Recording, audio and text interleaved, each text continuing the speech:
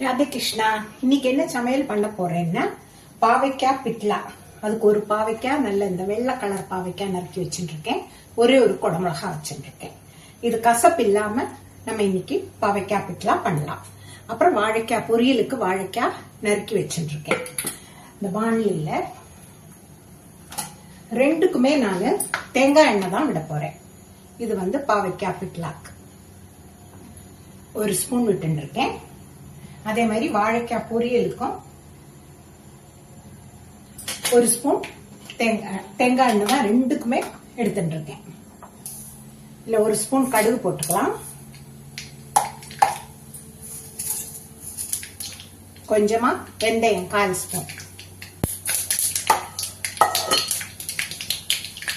இதுல இந்த பாவைக்காக போட்டுக்கலாம். கொஞ்சமா கருவேப்பிலையும் போட்டு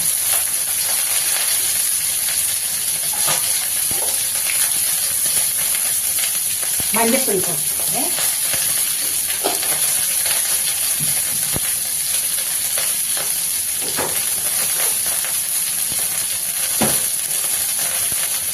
இது வதங்கிறதுக்கு கொஞ்சமா உப்பு போட்டுருக்கேன். அப்புறம் வேணுங்கிற உப்பை போட்டுக்கிறேன். நல்லா வதங்கினாக்கா இதோட கசப்பு போட்டு இது கொஞ்சம் வதங்கட்டும், மூடி வச்சிடலாம். இந்த பக்கம் வாழைக்காய் பொரியலுக்கு கடுகு போட்டுக்கலாம். கொஞ்சமா ஒரு ஸ்பூன் உளுத்தம்பருப்பும் போட்டுருந்தேன்.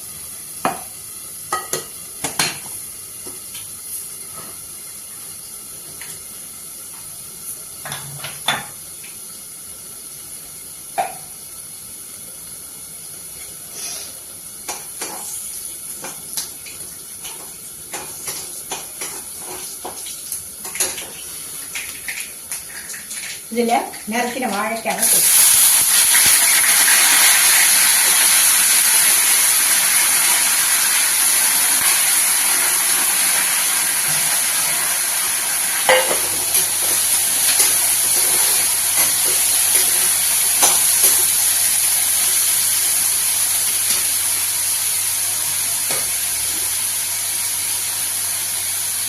மஞ்சப்பொடி,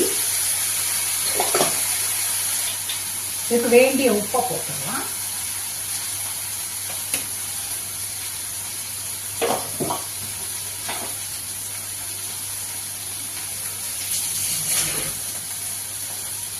கொஞ்சமா காயப்பொடி,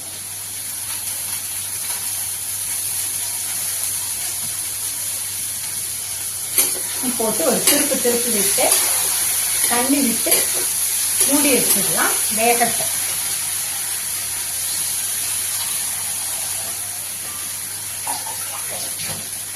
ஒரு டம்ளர் தண்ணி வச்சுருக்கேன். இதை மூடி வச்சிடலாம். அப்போ சட்டுன்னு வேகும். இதை பார்த்துக்கலாம்.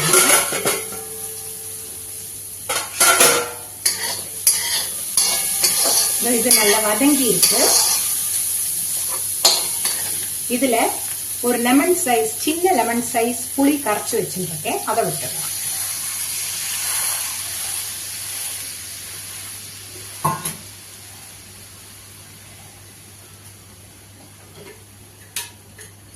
இதுக்கு இந்த ஒரு பாவைக்காய் ஒரு லெமன் சைஸ் புளிக்கு நான் 4 ஸ்பூன் சாம்பார் பொடி போடுவேன். ஆனா இன்னைக்கு மேல் பொடி இருக்கு, கறிப்பொடி தனியா பொடிச்சு வச்சுருக்கேன் இல்லையா, அதனால இன்னைக்கு நான் இதுக்கு 2 ஸ்பூன் 2.5 ஸ்பூன் தான் போட போறேன். பாக்கி அந்த மேல் பொடி போட்டுக்கலாம். நீங்க காரத்துக்கு தகுந்தாப்புல சாம்பார் பொடி போட்டுக்கோங்க. அப்புறம் அந்த பாவைக்காய் வதங்கிறதுக்கு கொஞ்சமா உப்பு போட்டேன், அதனால பார்த்து இப்ப கொஞ்சமா பாக்கி போடுறேன். இப்ப பார்த்து போட்டுக்கலாம்.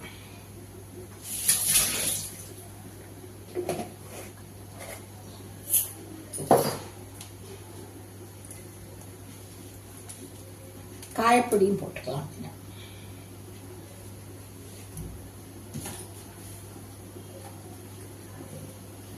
கொஞ்சமா அந்த கசப்பை எடுக்கிறதுக்கு வெல்லம் 1 ஸ்பூன் போட்டுக்கலாம்.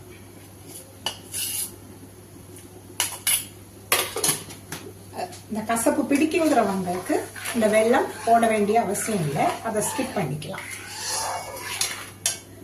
இப்படி பண்ணினா அந்த கசப்பு கொஞ்சம் குறைஞ்சிருக்கும்.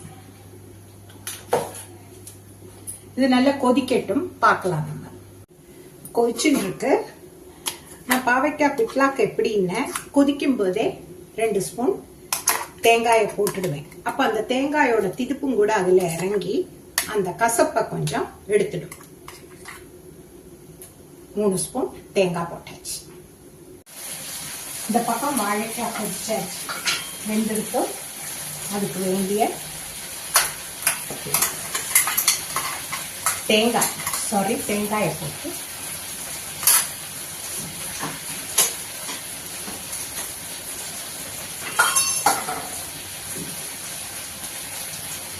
பாக்கி விட்டு இருக்கிறத இது வச்சு தேங்காய் போட்டு கரெக்டாக இருக்கு. வாழைக்காய் பொரியல் ரெடி. தேங்காய் போட்டுட்டு ரொம்ப கொஞ்சமாங்கிற அவசியம் இல்லை, இந்த சூடுலேயே ரெடி ஆகிடும். கொஞ்சமாக கருவேப்பிலையும் போட்டுடும். வாழைக்காய் பொரியல் ரெடி ஆயிடுச்சு. நீ ஒரு 50 கிராம் பருப்பு போட்டு மஞ்சப்பொடி போட்டு காய்ப்பொடி போட்டு வேக வச்சுருக்கேன். அதை இந்த பிட்லால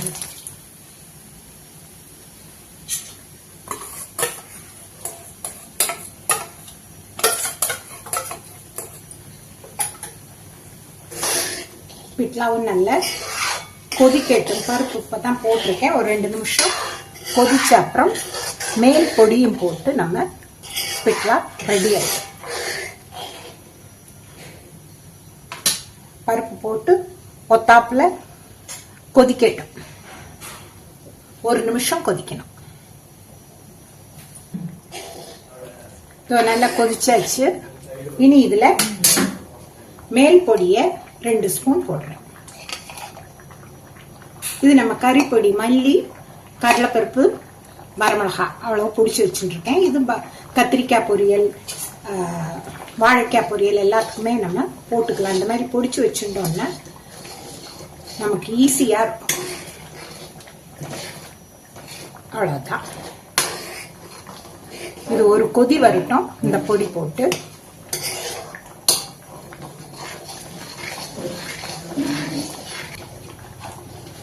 அவ்வளவுதான், பிட்லாவும் ரெடி. அப்படி இன்னைக்கு ரொம்ப சிம்பிள் சமையல். பாவைக்காய் பிட்லா, வாழைக்காய் பொடித்துவை. அவ்வளவுதான் ஃப்ரெண்ட்ஸ். வாழ்க வளமுடன். நன்றி, வணக்கம்.